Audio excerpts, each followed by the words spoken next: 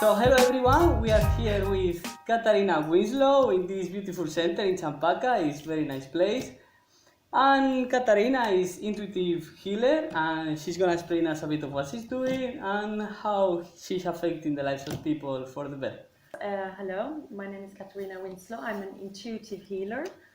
I have a gift to see what is wounded in people, their emotional and psychological pain, and I clean out that so that people are free to love themselves more. And can you tell us a bit of your background, what you have done in the past, or how you have realized how this gift was in you? I started out in science when I was in my youth, and I've always been fascinated about the human existence and the human body and the miracle about life. And when I was young, I wanted to be a researcher in gene biology. But then I got directed towards the arts instead. And I worked a long time as a designer. And in parallel with that, I was spending a lot of time with my passion, which is human psychology, personal development. So for other type of techniques, people receive like a time of formation, but in your case was more like discovering that you have this way of communicating with people or connecting with the true identity. I've always been intuitive. So I remember when I was 2 years old, I was walking down the street and I was aware of past lifetimes, and I've always felt like deep connection to the soul world, or the world we are in before we are born, to the source. But then about 13 years ago, it just came to me, my first healing vision. And that was actually, I was in the arts at the moment, and I had also done a psychology degree at that time. But I had trained my eyes a lot, and I had trained my imagination a lot before I had my first healing vision.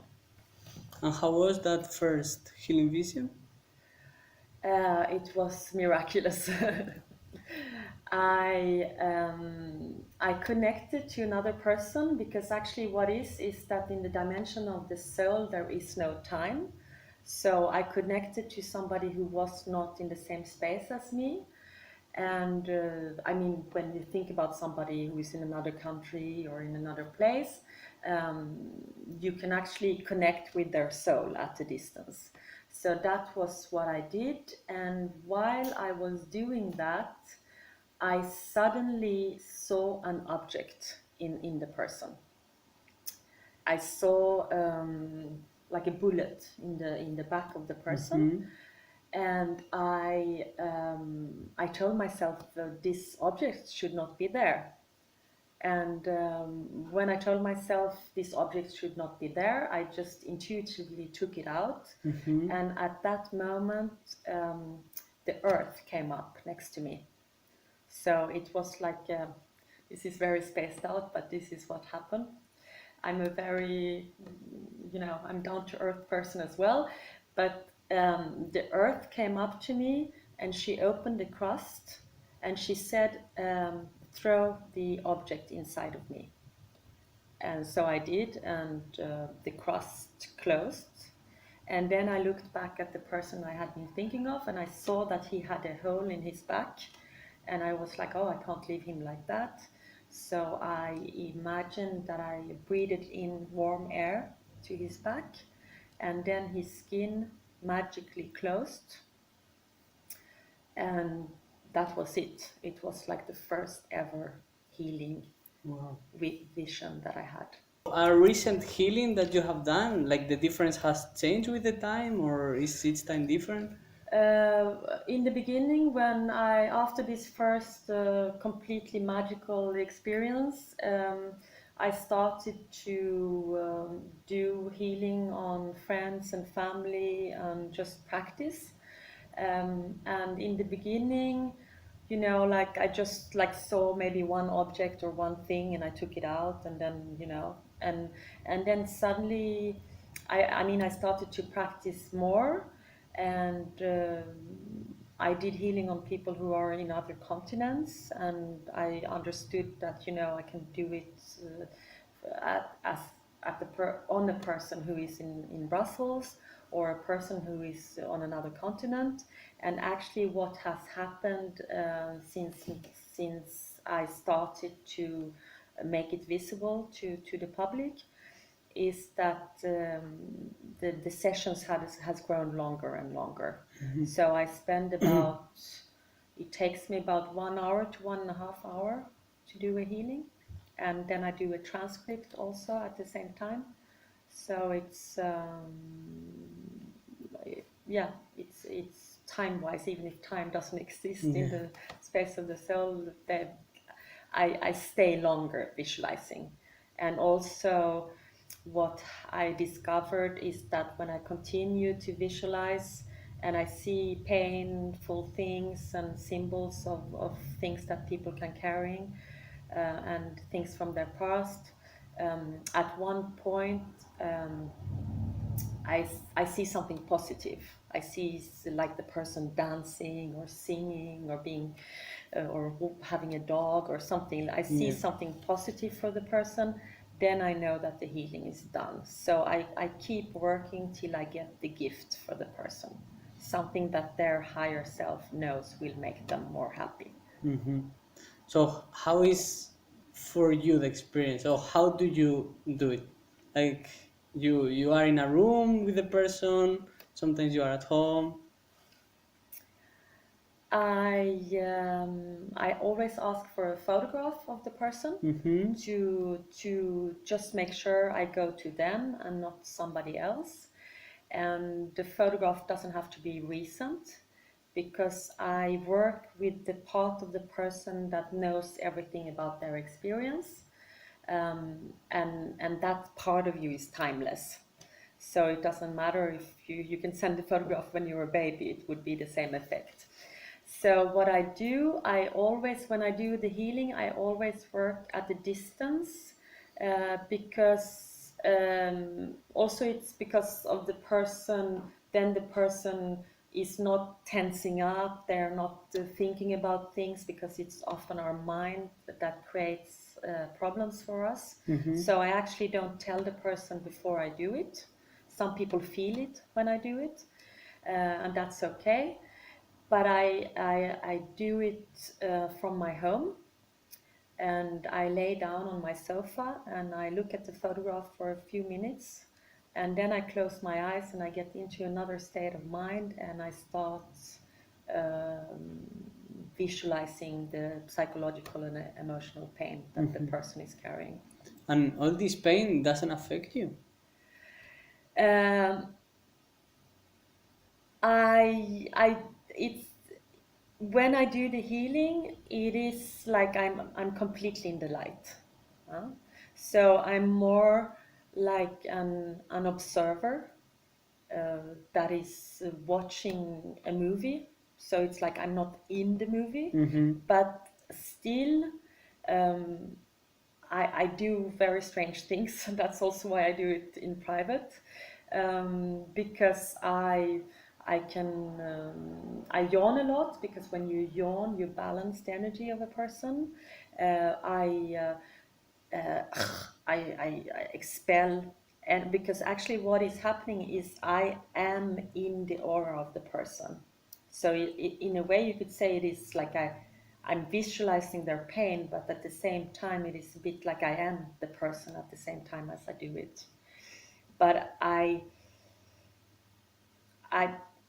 I don't think I would have this gift if I got affected when I was doing it. So it's like I am doing a lot of things, and I am, well, sometimes I scream, I was like, let go, or, you know, like, um, but um, it's not affecting me. But actually, I had one session where I pushed it maybe a bit too far, because it was a person who wanted to have deeper answers. So I almost relived the trauma that the person had experienced. Yeah. And that's if I go that far, then it's painful. Yeah, I see. So I'm like the gift I have is to be the observer and the channeler, and then the ultimate healing force behind what I do, as in the first ever vision I had, it's Mother Earth. Yeah. She opens her crust and I give all the pain to her. Yeah. So, what's for you spirituality?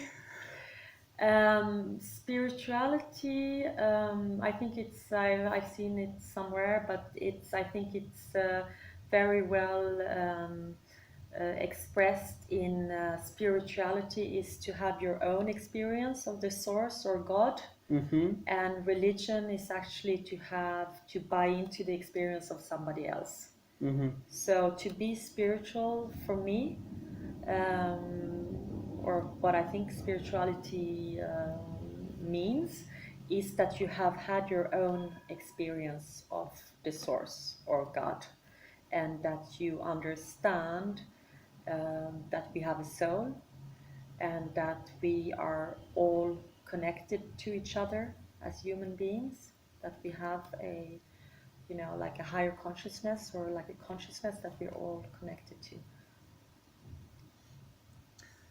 And how a person can realize these things for, like, I've had two enlightening experiences. So, but I mean, already when I was a child, I remember my aunt sent me a postcard. It was a Picasso of a painting on the cover, like a woman with a hat, and she had written like a really beautiful poem, which was talking about the light and the light in your heart. And I remember that I was like completely soaked into this poem, and I felt connected to something bigger than myself. Like it's the feeling of like when you are in nature and you can feel that you belong to something bigger than yourself. But then I had my major awakening or enlightening experience was it was just like a light tunnel just came down on me, and everything was perfect. it sounds nice. Yeah. And where were you? What were you doing when this happened? I was in a very bad place. I was heartbroken and hysterical, and I was crying. Um, I I was at the verge of a nervous breakdown, Yeah. and then suddenly, in one nanosecond, everything switched, and I was standing in this pure light. It was like it was the only thing that existed. Nothing mattered anymore. Not my heartbreak, not me, not my ego, nothing. Everything was just absolute peace and bliss. Nice. Yeah. Yeah, hopefully more people would experience that. That's, I mean, if everybody experienced that, we would have peace in the world. So, So when we are born, let's say we are born pure. yeah. So it's along our lives. I believe we can also carry burdens with us from past lifetimes, or also when you are in, for example, in the stomach of your mother, if she is suffering or being depressed, or she has a trauma happening to her, you could also take that into your aura, and into your psychology. So I mean, we get influenced by other people our whole life. I mean, we are connected to each other. So So which type of person would you recommend to have a session of healing? Like usually it's for everyone or just for people that they really need it or I think absolutely it's for everyone because it's quite amazing because I mean now I've done hundreds and hundreds of healings, but I think the the way I really see it, I mean, a lot of people who come to see me, they experience rebirth and it's amazing and everything, but they have a hard time to really explain because it's a bit complex, and we are yeah all complex as human yeah beings as well. But I think the one thing you could say about the gift that I have is it's like you get released of like physical pain that maybe you can't explain, like years and years of back pain, ankle pain, neck pain, because I get to the psychological knot that is behind the pain. I see the reason mm-hmm. of your pain.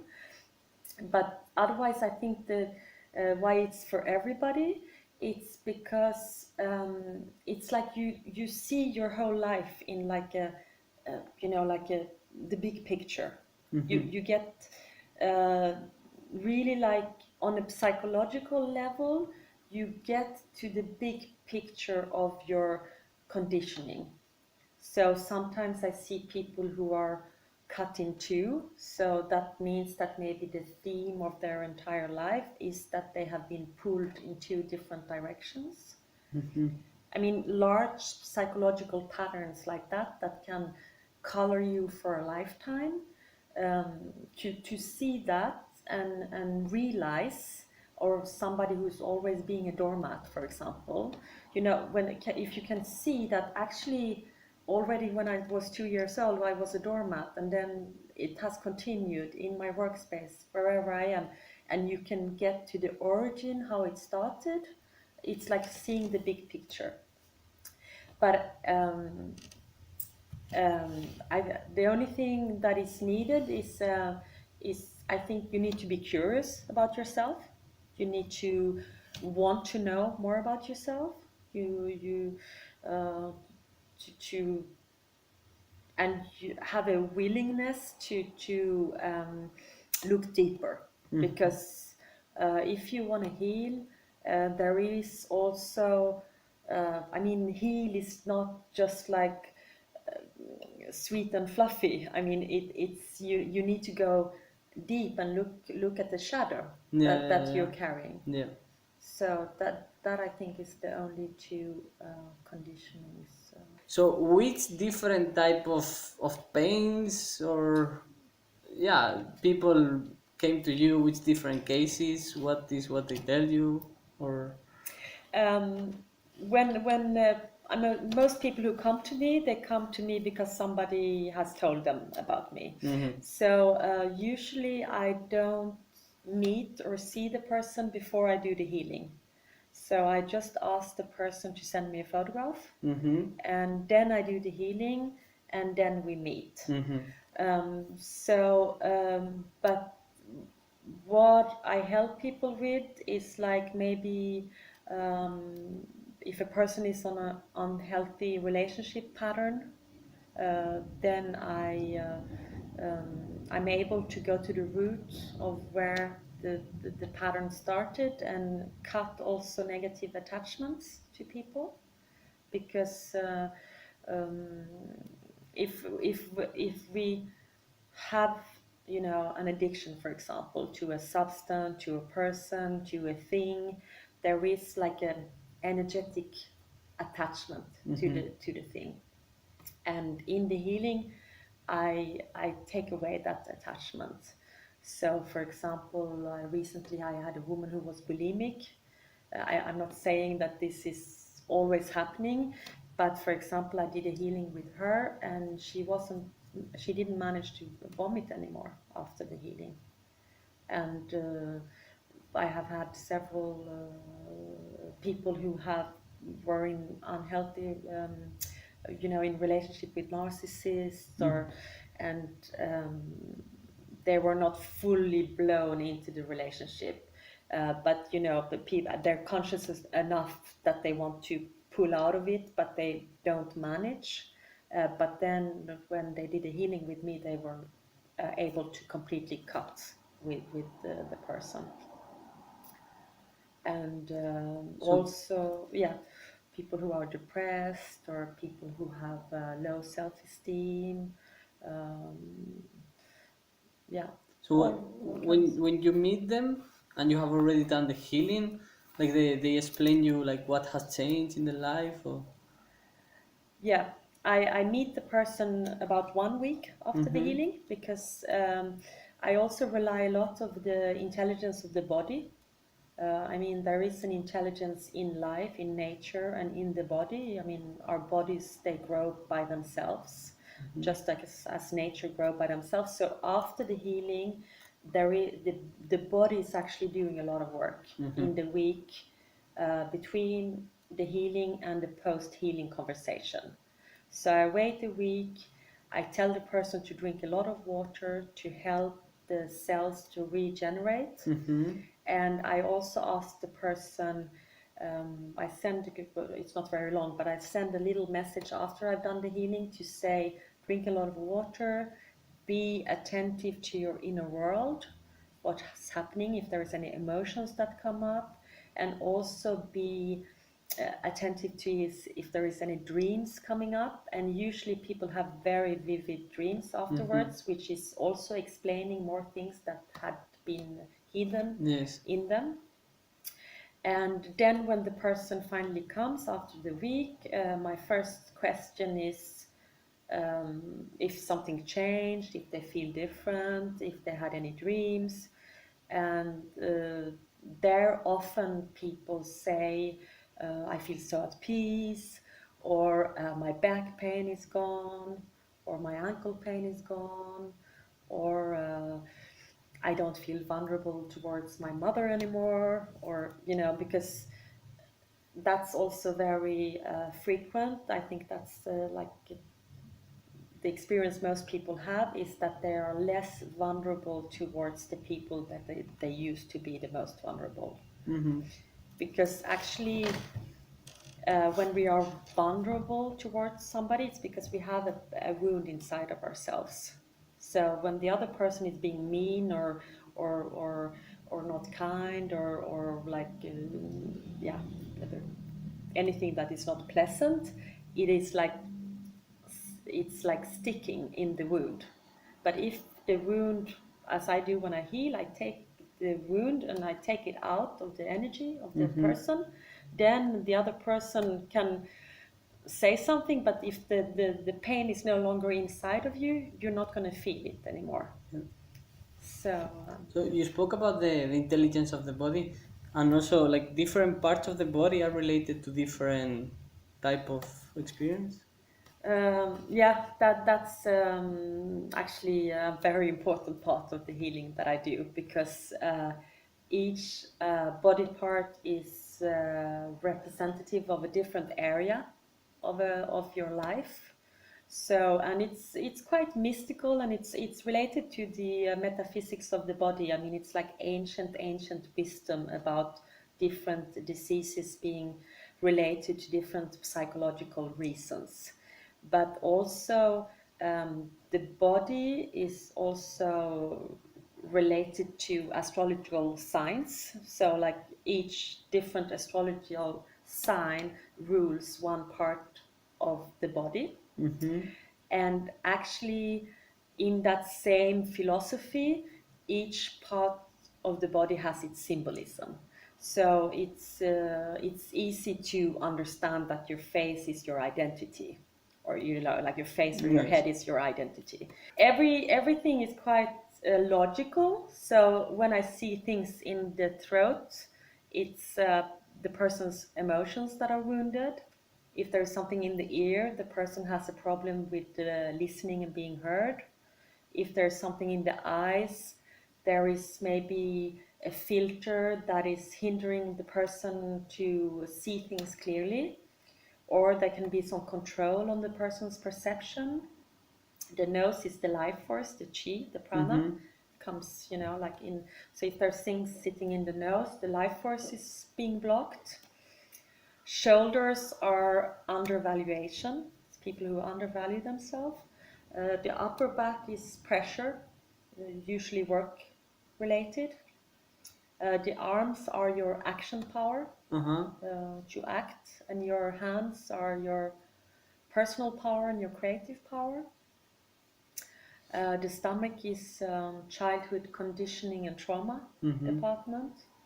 The chest is like heartache and heart pain, and the hips. When I see things in the hips, it's the person has difficulty in finding their authentic direction in life, finding their own path. The lower back is usually that you're too much on the go. You have too many things in your life.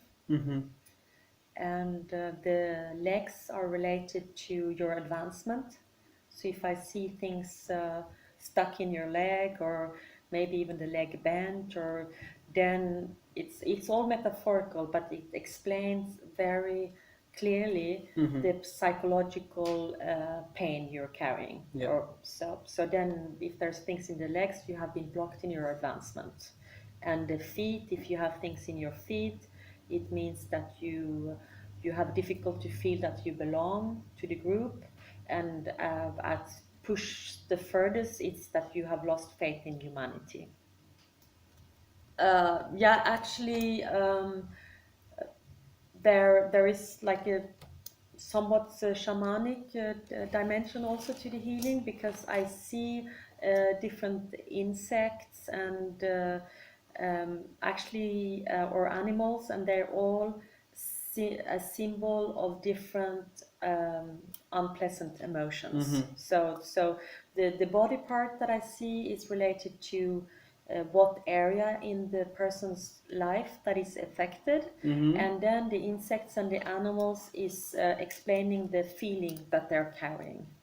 So for example, a snake means that there are threatening, calculating and manipulative feelings.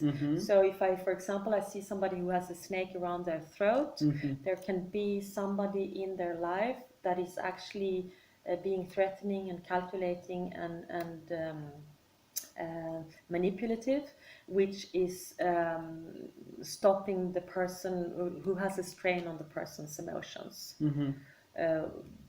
Or for example, if I see a spider in the eye of somebody, that means that there is somebody who's controlling the person's vision, because a spider is a symbol of control. Yeah. And then ants are a symbol of insignificance.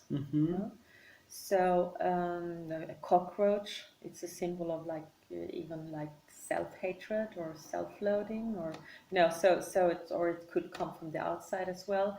So there are this part which is explaining the feelings that the person is carrying, which is a bit shamanic.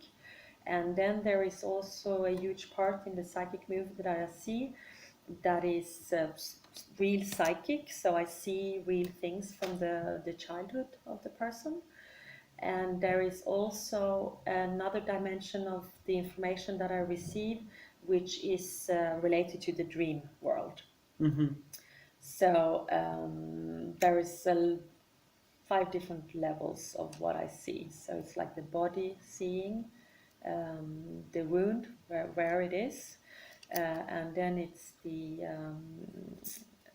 psychic seeing, and then it's no, I can't. A little bit The third one, everyone talked too much. Everyone forgets the third one, always. But the last one is the blessed seeing, and that's when I receive the gift from the person.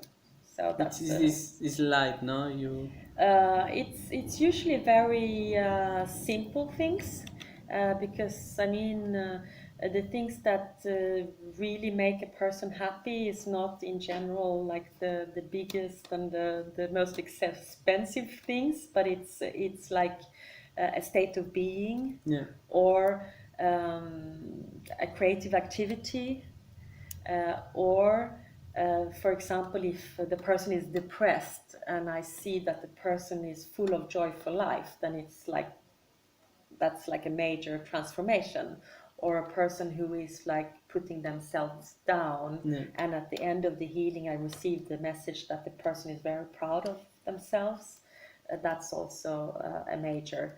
So I frequently see people playing an instrument, maybe having a dog, Yeah. or swimming, or painting, writing. You know, it's because it's a beautiful part, and I really it's always really beautiful when I get to that part, and I also see people in very like I feel their energy, like their authentic nature. Mm-hmm. I can also see people being like this beautiful flower, or being an elf, or being, you know, something which is, it's symbolic. So then, you know, I look into the symbolism of it. But it's it's very beautiful, because actually it comes from the one part of you that knows what would make you happier. So maybe the person has loved singing when they were 6 years old, but then they have never sung anymore. And I'm going to receive the message that singing. And then they're going to be like, oh, yeah, but I used to love that when I was a child, but I have completely put that aside. So, or people can even have things in themselves that they didn't know existed, that they're like something that they're especially good at, and that they can draw a lot of joy from. So, seeing how is the situation in the world now, do you think like in the future, like more people could be like aware of their pain and in better state? I think a lot of people are waking up at the moment, and a lot of people are doing different things to be more at peace with themselves and to love themselves more. And also, a lot of people are getting back to the authentic. So there is a huge movement of people who are listening inward instead of looking at what is fed to us from the outside. So I am convinced that we are in a big, we're in a big change at the moment, and I've actually seen that it will change. And would you recommend people to do something to promote this change or to awaken or? The more and more people who answer the question, "Who am I?" Huh? I think that's one of the most important questions to answer. And if you answer that question for yourself, then you're gonna understand that you are a soul having a human experience. Huh? And the more and more people who know that truth, um, the less conflicts there are going to be on the exterior. So the more and more people who can connect to their true nature, to their soul, um, the more healed the world will be. I think, you know, we all need other people. So I think, you know, each person has their own path, how they're going to find their answers. But I think it not necessarily on your own reflect and think and find who you are. I don't know if that's very, I mean, might work for some people, but usually if we are in a place where we're carrying a lot of wounds, we are carrying negative beliefs about ourselves, we are carrying things that we have been taught when we were children, you know, actually then your vision is not clear. I mean, you have a lot of illusions about yourself that are false, and then you lay down and it's like, oh, I'm just going to think if I figure out who I am. You know, it's not going to work, because you're not seeing it through a neutral place. You at that moment you just see yourself through all these false illusions that you have about yourself. Yeah. So that's why it's good to have other people putting up like a mirror or doing like a healing, so you get things out into the open. But I mean, some people find themselves on a hike in Himalaya, or some people find themselves in the eyes of their baby. Yeah. There is no one road to anything, and it's just I think the most important thing, um, um, it's the desire to want to know who you are, and it's the desire to want to be happy. Huh? I mean, that's like if you have to treasure that.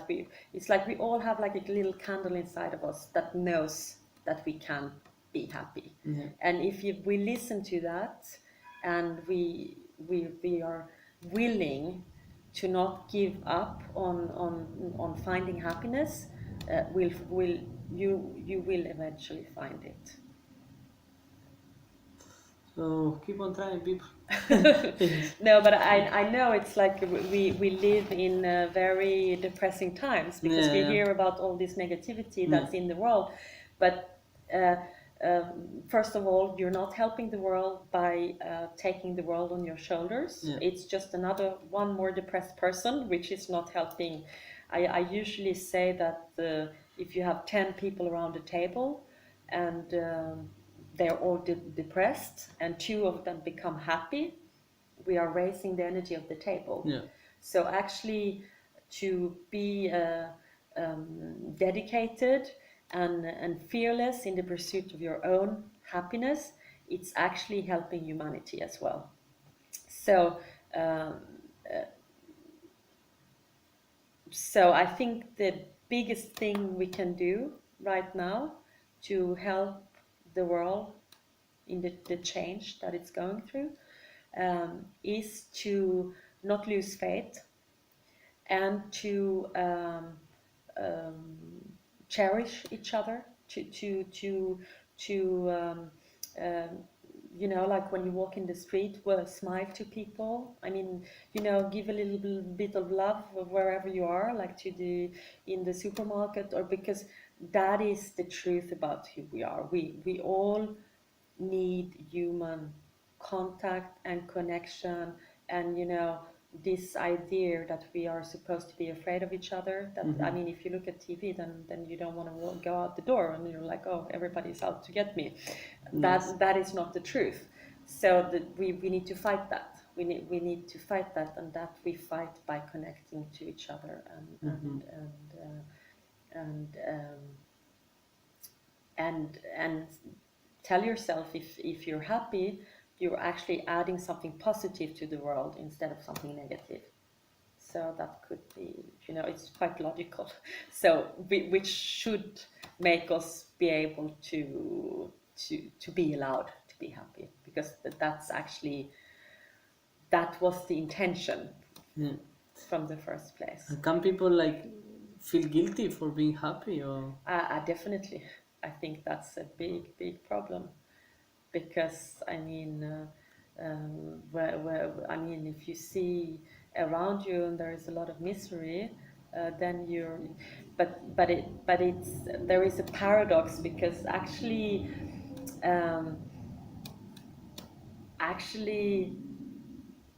I mean, I was in Nicaragua before, like a long time ago. Like, how long is it? It's like 18 years ago. So before there was problems in there. But what I was surprised about when I was there is like the street kids, the people asking for money by the red lights, and they're just shining suns. They're like they're like, it's like, you're in heaven when you look at their smile.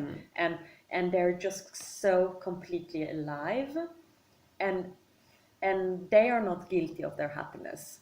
So I think it's probably more like a Western problem.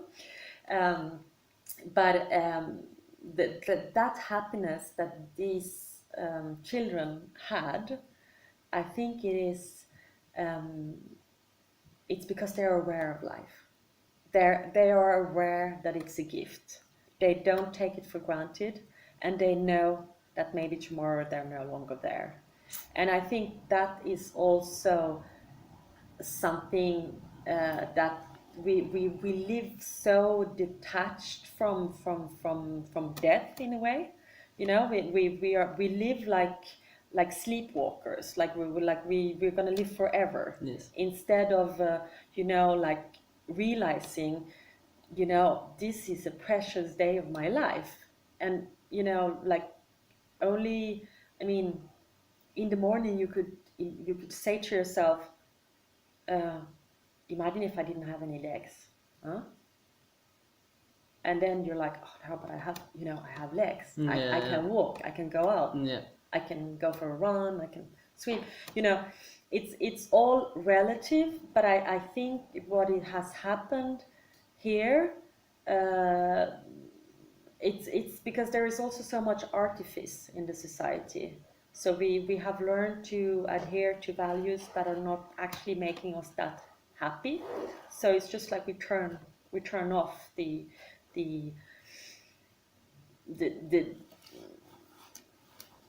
how do you say, we turn off the awareness that we are alive. Yeah. During after my first experience of enlightenment, it's true. Like I had this feeling spontaneously of waking up in the morning and feeling like, yeah, I'm alive. It's like fuck. It's A gratitude. well, it's this extreme motivation, no, for being where you are, and gratitude is it's a combination of many things. It's that's a bit of the point. Like if people can reach this level, no, they can be alive and wonder about the fact that they are here now.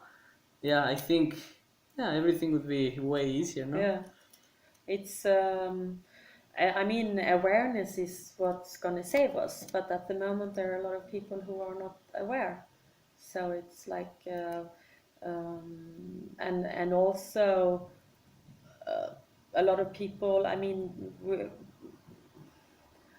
how should I say this? But people are also forced to do things that they might not want to do, but they do it because, you know, they need to earn their salary, or they need to pay for the rent, or you know, like there's a lot of because I think it's not.